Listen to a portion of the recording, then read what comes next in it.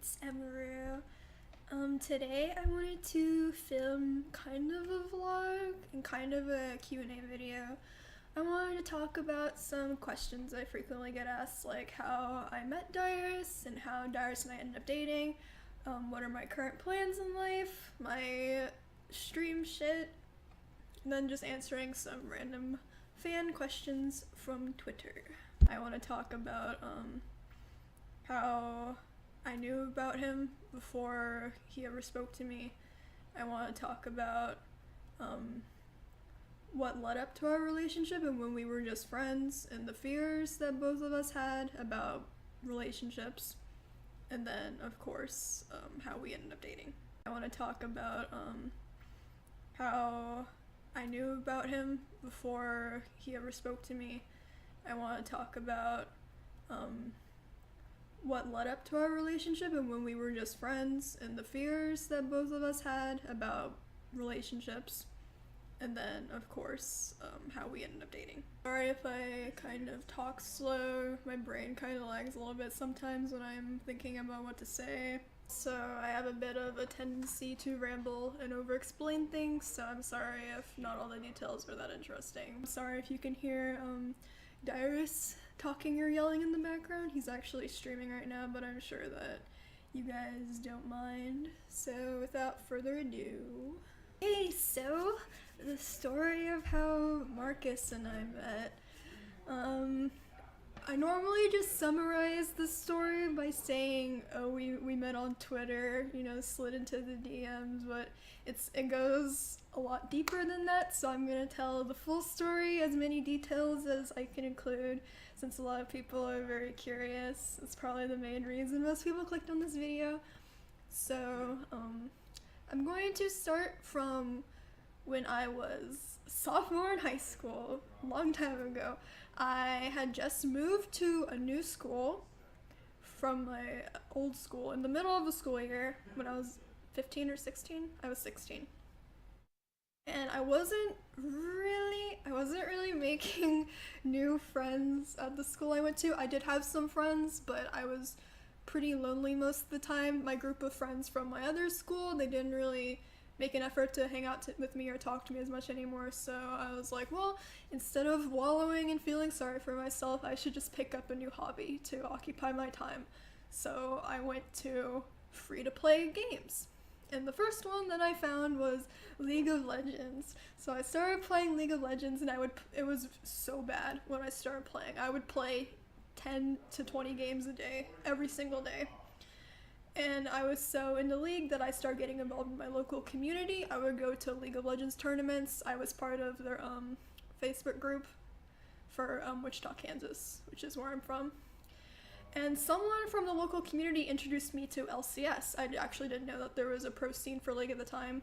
League is the first ever PC game that I've played, so I didn't know about esports or anything at the time. I knew that there were pro gamers, that was a thing, but I didn't know much about it. And the first game I ever watched for League was at the end of Season 4, and it was a TSM game. I don't remember the other team. But I remember they showed the player portraits, and I remember seeing Dyrus, and I was like, wow, their top laner is very attractive, very good looking. He's, Marcus is, I definitely have a type. I like dark hair, glasses, tall guys, kind of dorky, boyish looking type guys, and I watched that whole game, and he popped off as like Renekton or something, and I was like, okay, I'm impressed, he's cute and he's good. So I went to YouTube from there to try to find more gameplay clips, since LCS isn't on all the time, and I ended up finding a bunch of Dyrus montages that didn't really include gameplay, but there was a lot of footage of him just being himself. Like, I remember some of the clips that I saw of him, he was like wearing a suit of armor, I saw his pillow, I saw him rolling around on the LCS stage, I saw him playing DDR, and I was like, holy shit, this is the most adorable boy I've ever seen. And then from there, I guess, to put it simply, I became a fan. And I would watch Dyrus videos when I was sad as I was going through high school, so that was how I first knew about Dyrus, I wasn't particularly big into LCS at the time. I pretty much only cared about Dyrus. I would watch every TSM game, and then I would watch every SKT game just because they were the best. And you know, I wanted to get better at League. Fast forward about 2 years, and I was on Twitter, and I use Twitter now, but I hate Twitter. Like, if you scroll to before Marcus and I were dating, I had like less than 100 tweets. I hated Twitter so much. I never used Twitter. I started using Twitter after we started dating because he said I should and it would be healthy for my stream, and he was right. But I never used Twitter, but I got onto my Twitter one day and I got into my Twitter and I saw that Dyrus had tweeted, "Hey, does anybody want to go to dinner? I need to go outside and get some sunlight." And then me, being retarded that I am, I was like, "Oh, this is my this is my chance." And so I tweeted at him as a joke. I tweeted, "Hello, please notice me." And I screenshot it, sent it to my friends. I was like, "Oh, I asked Dyrus to notice me. Hope he notices me." And then I moved on with my life. I went to play solo queue with one of my female friends, and we were winning. And then I check my phone, and I see Dyrus has followed you back. And then I just had like autistic mental breakdown. I was like, "Oh, holy shit, Dyrus followed me back." I was like typing in all chat, and then I ended up throwing the game because I was like freaking out so much. And then that female friend hasn't played with me since. But in my moment of like adrenaline, I never would have done this if I wasn't freaking out because I'm a super shy person. I messaged him and I said, "Holy shit, I can't believe that Dyrus noticed me." And he was like, "Well, maybe I'm in a noticing mood." And I was like, "Oh, do you want to play League of Legends with me?" And he was like, "Sure." So we ended up playing a game together, just a normal game. And he just played Yasuo and destroyed everybody, you know, Dyrus stuff. And then after we played the game, I was just kind of like, "Okay, thanks for playing with me. Thank you so much. See you later." But then it was just like dead silent in the Skype call. Like neither of us wanted to leave.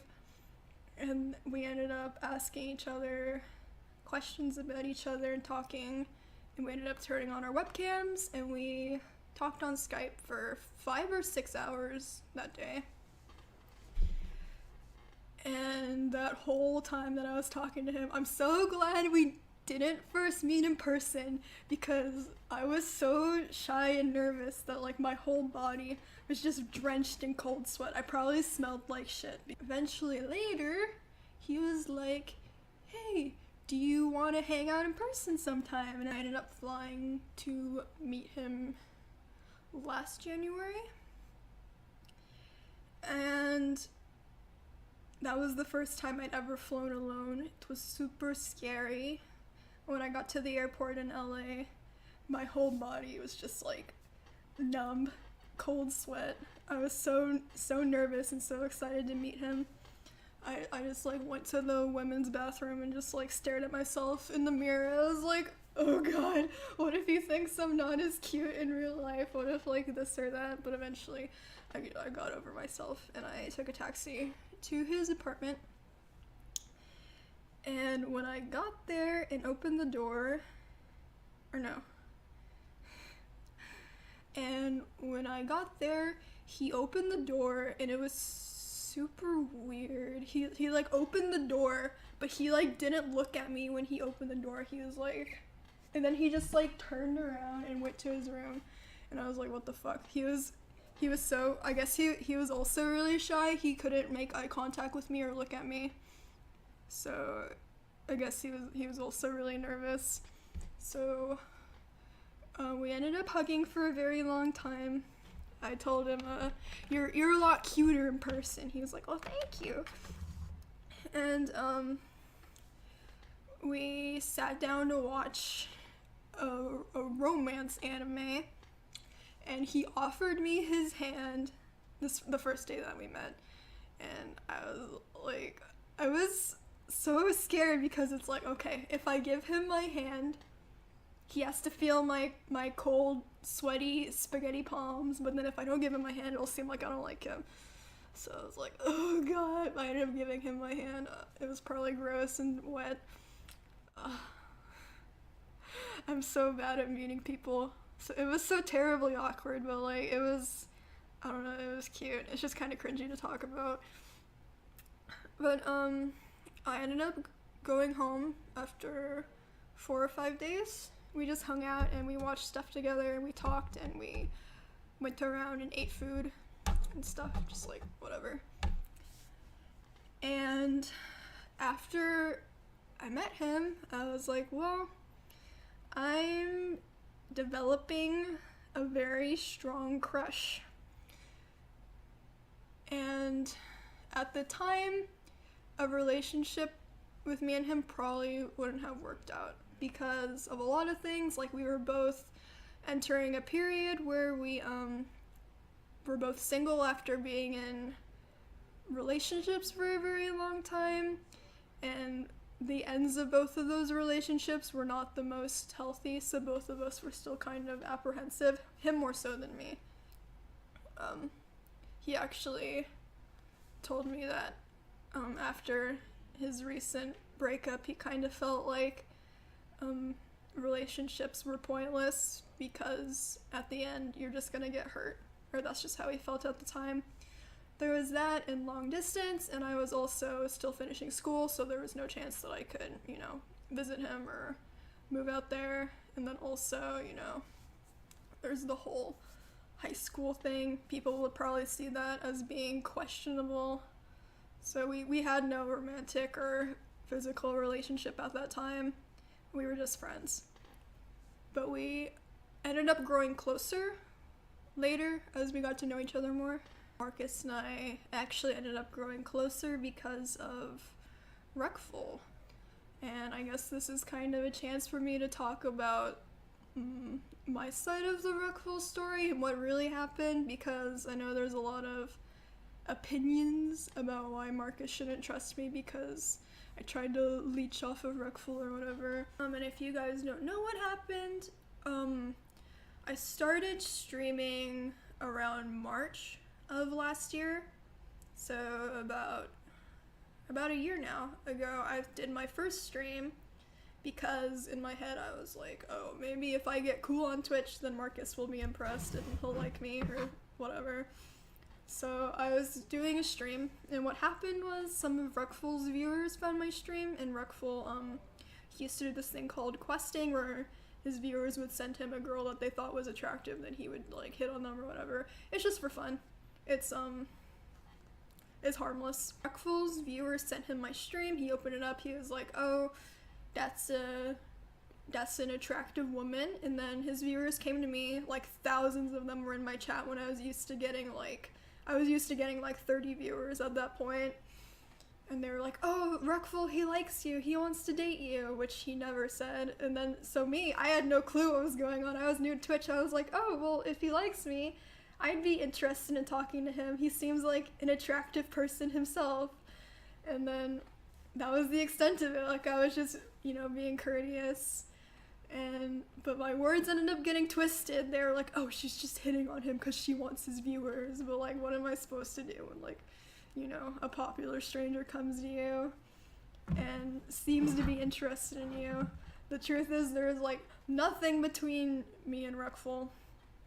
We had talked on Twitter before, and he offered to let me come onto his stream, and I told him I'm not really interested in that. I'm more used to having a smaller, more personal stream, and I would be happy to get to know you off stream if you would like to, like just talk, off stream where it's not for drama, not fabricated at all. But he never followed up on that, so I guess he just wasn't interested. So the truth, I guess neither of us were ever really interested in each other.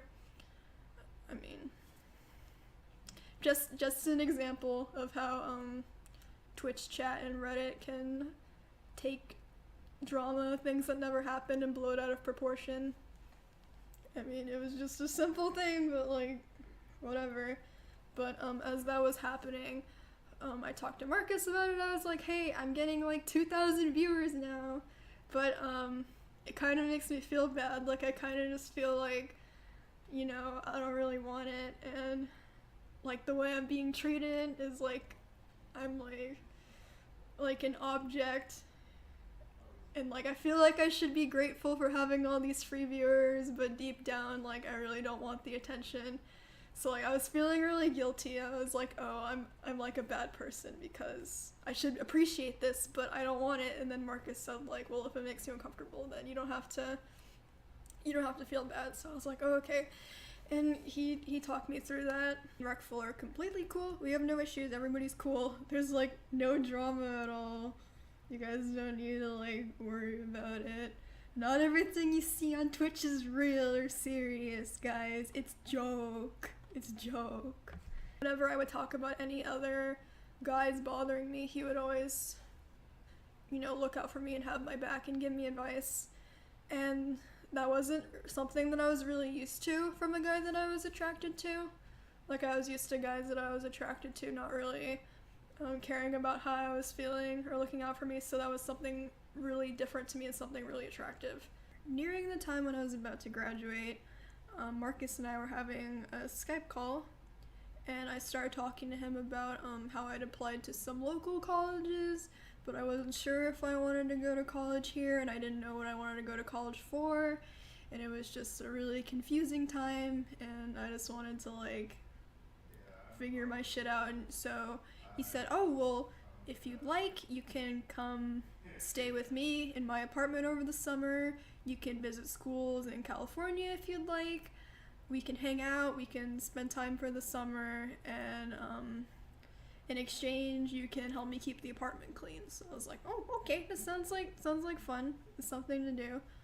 So in June, I packed up my PC and one suitcase of belongings, and I flew out to LA planning to only stay with Marcus for 3 months max, because I planned to come home in the fall, start school at a Kansas school, either that or get my own place. And I was, you know, while I was there, I was like, oh, I can find like a cashier job. I can just chill and visit places, help Marcus out around the apartment, you know, it'd be cool. But in the back of my mind, I was like, you gotta be careful, because you're gonna fall in love with this boy and then you're not gonna wanna go home. And if something happens, like you guys don't end up dating, you're gonna go home crying and being sad. And I was like, psh, shut the fuck up. Shut the fuck up, smart part of brain.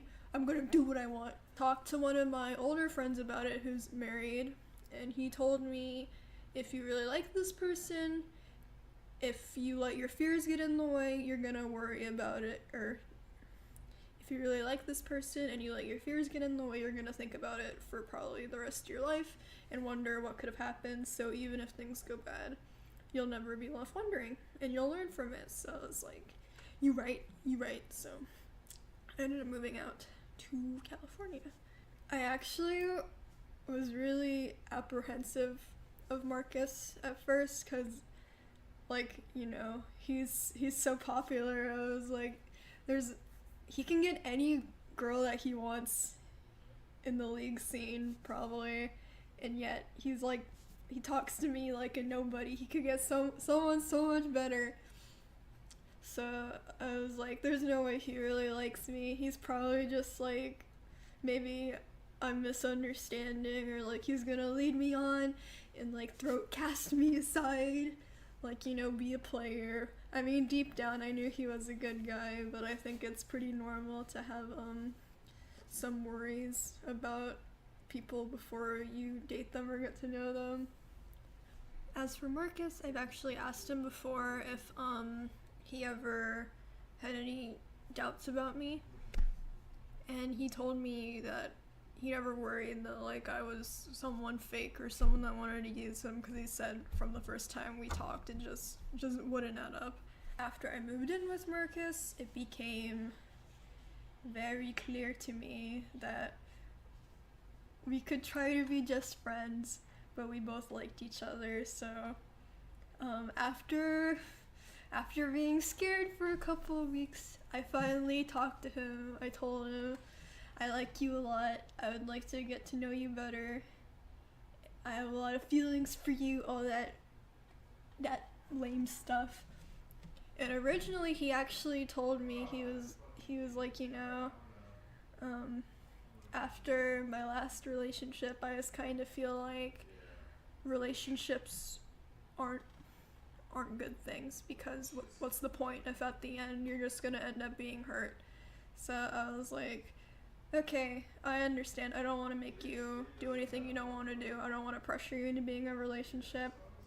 But during our discussion, one thing I said to him was the whole point of being in a relationship is to get to know the other person better and to learn from it for the future, even if, it sucks. So I thought that, like, okay, we're not gonna end up dating. It's all good. I'll just go home. It's all good. No harm, no foul. But less than a day later, he ended up coming to me and he said, I don't want to lose you. I would like to try being in a relationship. I would like to be your boyfriend. So, I mean, there was no fancy, like, asking each other out. I think the way that we ended up dating is very real, and two people getting over their fears to be with each other. And at the beginning I had worries. I was like, well, since he's really apprehensive of relationships, he's probably not going to be that affectionate, and that's okay. But he's ended up being probably the most affectionate and romantic boyfriend I've had. And he's told me that he's really, really glad that we ended up dating and that I've influenced his life a lot for the better. I hope that's true, because I love him a lot.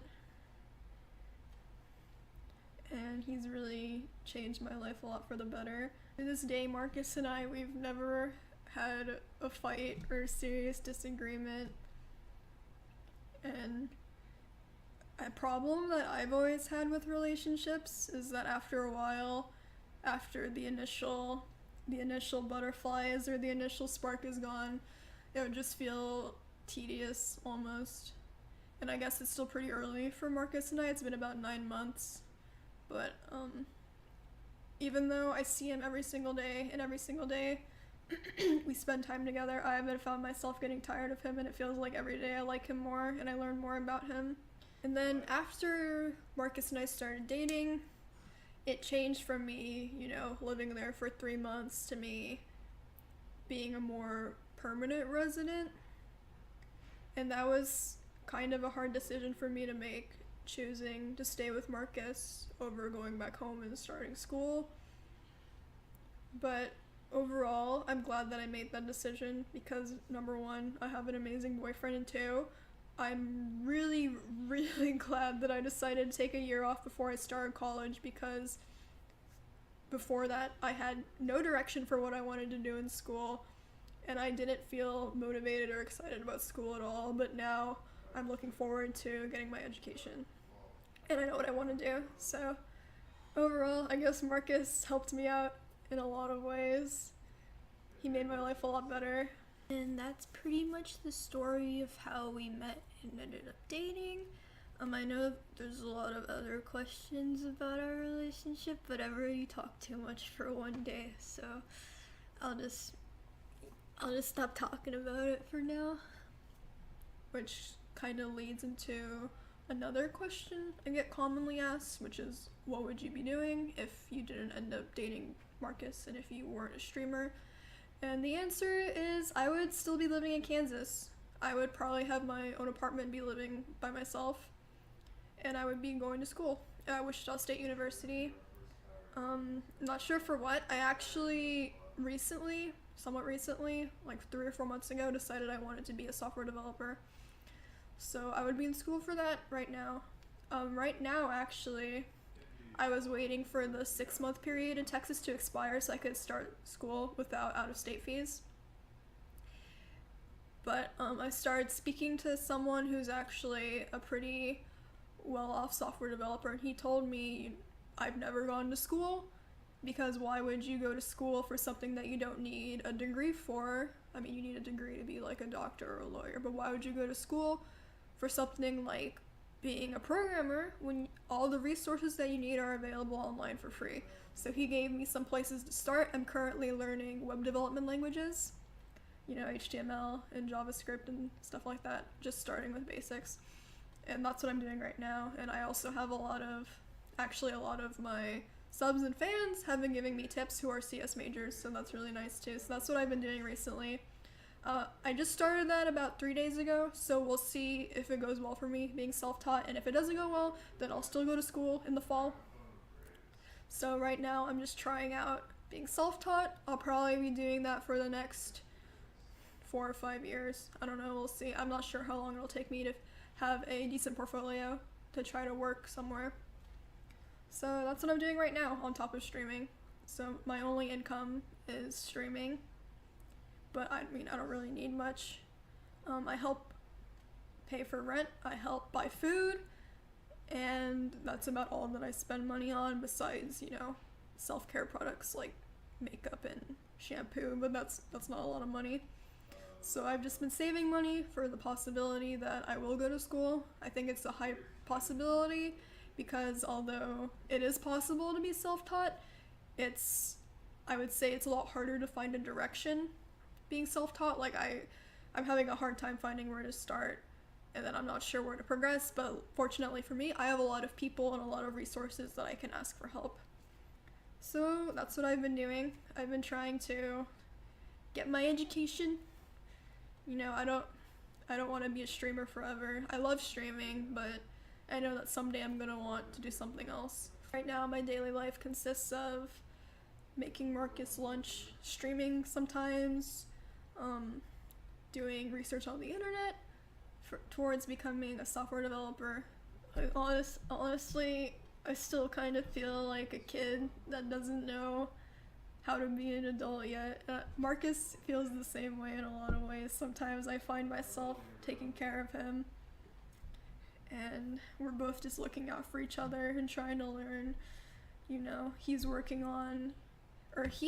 plans to stream for the rest of his life and retire off of it, but for me, that's maybe a viable option, but personally I'd rather do other things. And then also, I'm nowhere near as popular as he is. I get like 500 viewers and he gets like 10,000. So I'll just answer a couple of Twitter questions quickly since I said I would. Advice for someone who would like to start streaming. My advice is not to worry too much about the numbers. I know when you're a small streamer, it can be discouraged to look at your viewer numbers or your follower numbers and feel like you're not doing a good enough job. But that's not true. Streaming takes a while to build an audience, and everybody starts small. You just have to be consistent and make good content, and then people will come and they'll stay, and eventually your viewership will grow. And then also, don't be too concerned about donations or just popularity in general, because it can come across as very ingenuine and people can tell that. Just focus on being entertaining and talking to the people in chat and you should be fine. I mean, that's my advice. I've had a lot of people come to me who were interested in streaming, and some of the questions that were most important to them were about money, donations, and like, if you want to get into streaming to make money, my advice would be just don't. Like, you should only stream if you enjoy it. That's exactly how I feel. Is there a streamer or group of streamers who made you want to start streaming? When I first started streaming, it was kind of because I liked Marcus and I wanted to be one of his peers, you know, like be in the same hobby and niche of people as him, I guess. But the first streamer I ever watched was Trick2G. I thought he was a really funny guy, and he got me into Twitch, if that counts. Revenge asks, what was your life like before League of Legends? Very dark and very empty. Now it's just dark. Okay, well, thank you for watching. Sorry that it was a super long video. I didn't really expect it to be that long, but I had a lot more to say than I thought. Thank you for watching. I hope you enjoyed listening to the ramblings of a dumbass in love with another dumbass. Thank you for watching. Goodbye.